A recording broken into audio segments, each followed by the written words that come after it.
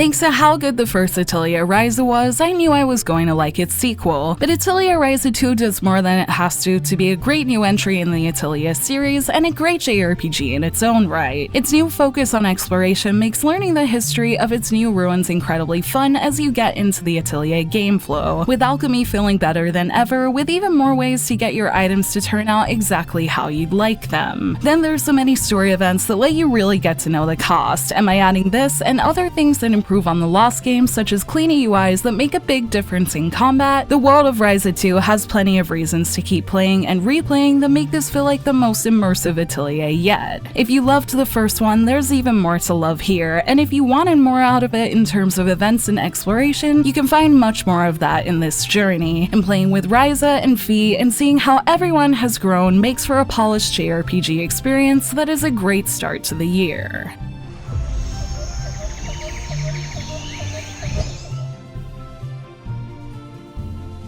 Like the previous entry, Atelier Ryza 2 revolves around Ryza, a girl from a small village who begins this new story living a quieter life after her first big adventure. It wouldn't be a Ryza game without excitement though, so after her newfound trust from her island sees her tasked with finding the mystery of a strange egg, she sets out to the big city Ashram to reunite with old friend Tao to look into some ruins related to alchemy, which leads her to making friends with a small fairy-like creature called Fee that begins the start of their adventures discovering lost legends together. Reuniting with old friends and making new ones, Ryza's new journey into a big city with new places to explore makes for a great way to continue her story and see how powerful her alchemy can become. And if you liked the story side of the original, expect to find a lot to love here as we learn more about Ryza and the mysteries of this world.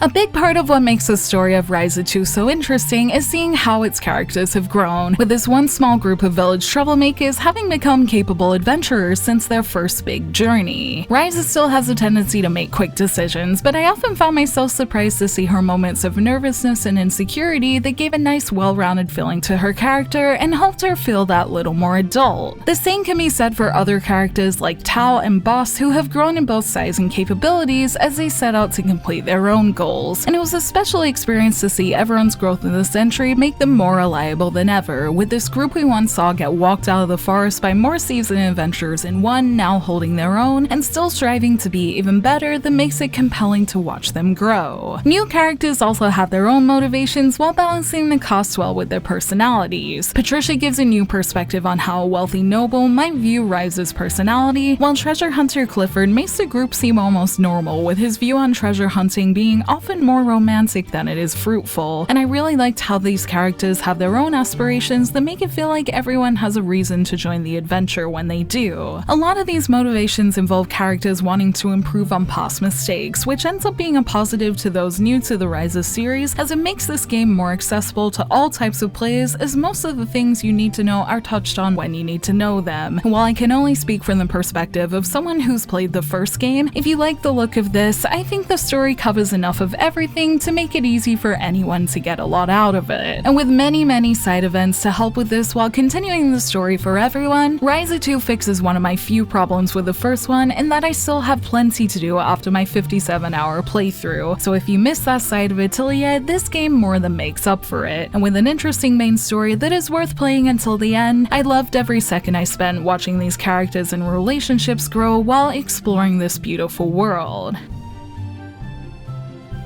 In the first Atelier Ryza, Gust really mastered the Atelier Gameflow by taking its turn-based combat and making it much more active. Synthesis was made more visual, gathering made more interesting, and the world of materials and places to run around in was made more beautiful. And yet somehow, Ryza 2 finds a way to make things feel even better, with further refinements and additions to exploration making this game feel pretty close to Atelier perfection. The biggest changes are in exploration, with Ryza 2 taking further advantage of its wide and beautiful fields by giving many new ways to explore, with swimming, swinging on ropes, and being able to ride a beast becoming available as you progress the story. And it makes these big ruins so fun to explore as you're never exploring the same way for too long, and all the different ways you can traverse the field give it an adventurous feeling that I've enjoyed in other JRPGs that I'm so happy I can finally enjoy in Atelier without any invisible walls in the way. The exploration itself is great, but another part that adds to this feeling of adventure is how each ruin has you putting clues you find on the field together in a diary to progress. And while hearing each ruin's history was interesting and provided a good bit of lore, it also ended up being a great excuse to explore and find all the treasure and secret bosses these areas have to offer that made me feel like I was really able to get the most out of everything. Thanks to how fun it was to do this, while you don't have to, I found myself always 100%ing each area as it felt like a waste not to, and using Ryza's new exploration items to do this was an absolute treat that at times felt like the blend of Xenoblade, Danganronpa, and Atelier that I never knew I needed. Speaking of gathering, that's also been further refined to make finding materials much easier, with a little cloud showing what's hiding in each gathering spot being a great way to save time if you're looking for something specific. It was also exciting to see different items appear on the field as I made better equipment, and the fact you can improve both your gathering and adventure equipment meant I was always unlocking new ways to find more materials, and there are so many improvements you can do thanks to the big alchemy skill tree and recipes that means I still have things I can improve on post-game to keep discovering things that will give me even more to synthesize. This brings me to the updated synthesis system, which it wouldn't be an Atelier without, and while the new system might look visually similar to the Lost, little updates to it like the way it ties in with the skill tree added some new touches that makes it feel like there's always another new item to discover or a new way to improve it. Older systems like item duplication also pair well with new ones like the useful essence drops that lets you unlock even more powerful item skills, and the way these unlock gradually as you make things allowed me to learn all of these systems without feeling overwhelmed. That is great for an item creation system with this much depth. What also might be good news to those who struggle with the complex system is that things felt a little easier this time round, as I was able to get my items up to quality level 999 without that much effort. But also those who like a bit of challenge will probably enjoy things like item combining and the rebuild feature that help you unlock better items and their true potential if you use them enough. As someone who falls between the two, I was happy I felt like I was able to make super powerful things without ever feeling the need to refer to a guide, and this is probably my favorite version of synthesis yet, since I already like the system in the Lost one a lot, but being able to feel like I could do even more here made this new version a lot of fun. Much like synthesis, battles have been refined and possibly even made a little easier too thanks to some UI tweaks that lay everything out in a neater way that makes me prefer it too. You no longer have to manually level up your tactics, the addition of defending between turns keeps things feeling active, and having everything well mapped to the controller makes it all feel accessible. This, along with having a fourth member to switch in to extend combos, made it fun to dish out a constant barrage of attacks, and while battles felt easier than I remembered on normal, the game also features the Atelier bosses I know and love that bring in much more of a challenge. I like this fluid version of an ATB system a lot, as it makes it feel really satisfying when you attack and defend at the perfect time, and I enjoyed it so much that now my characters are approaching the level cap, I'm looking forward to putting all of its new systems to the test against its endgame bosses sometime. All in all, it's been great to see this trend of improving on already good systems spread across all of Ryza 2. It makes me wonder how they'll manage to improve these in the next one, as everything felt so fun to play with here, and the way everything fits so well together makes me think this is probably the best we've seen from the Atelier series yet.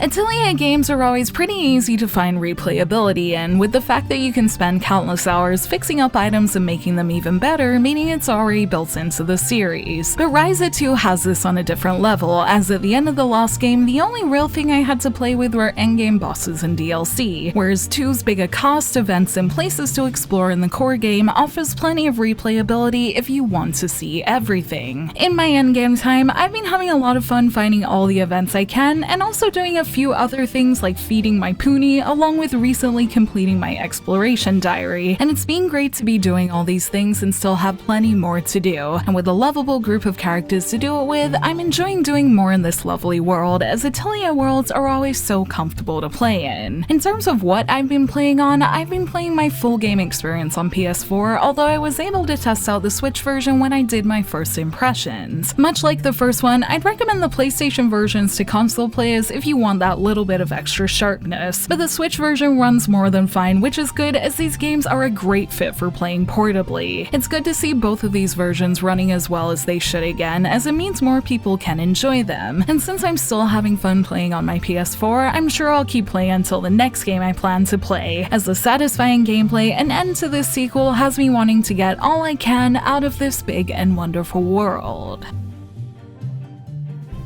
With many new ways to explore, items to create, and satisfying battles to use them in, I couldn't be happier with Atelier Ryza 2 and the way it's refined its core systems to once again make it the best Atelier I've played. The gameplay loop feels better than ever with all the ways you can traverse its many areas, and the new focus on exploration is a true strong point here that adds a new layer of enjoyment to a group of systems that already worked so well. Other twists on Atelier's core mechanics, like being able to gather memories to learn about ruins, bring in some fresh new ideas that I hope make their way into future games, and paired with fan favorites like character events, it feels like all the best parts of Atelier have come together to make something truly great, and it'll be interesting to see all these things grow in future entries as they felt so good to play with in this sequel. It sets the bar high for future Ateliers, and if the series continues in this direction, I couldn't be more excited to keep playing it, and whether it's in a third part of Ryza's story or in future Ateliers, I'm looking forward to seeing what's to come next, and until then putting more time into what was a fun sequel that I'm glad to have experienced.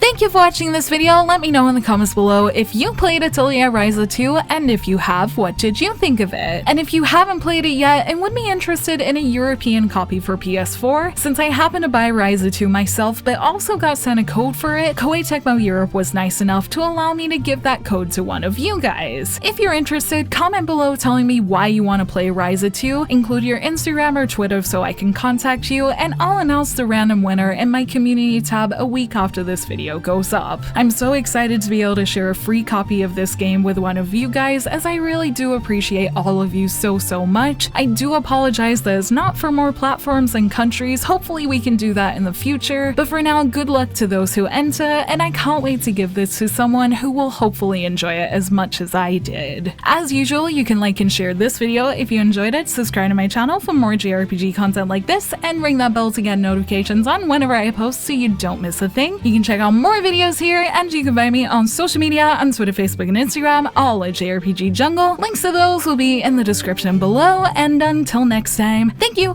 bye!